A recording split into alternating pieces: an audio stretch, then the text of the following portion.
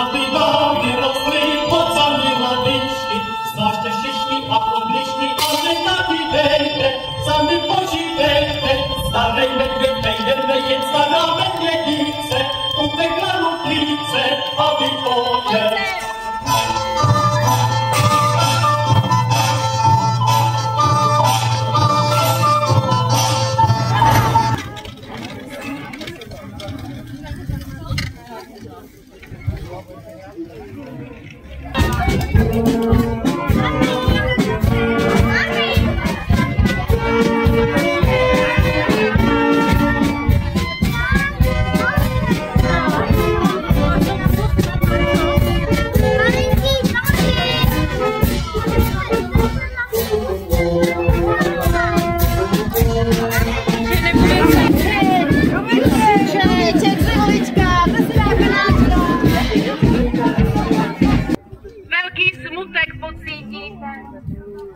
Masopust, ten drzoučilý, souzen bude za krátkou chvíli.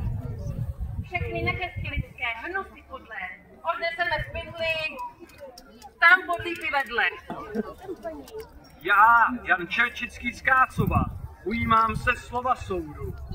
Za hříšnou nenasytnost bude nyní masopust, souzen, kvůli ztrace všech také odsouzen.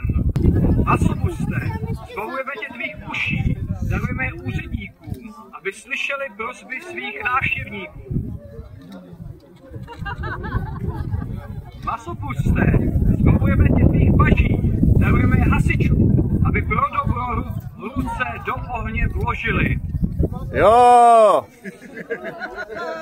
Masopuste, zbavujeme tě tvých noh, darujeme je policistům, aby každého lumpa doběhli. Jo!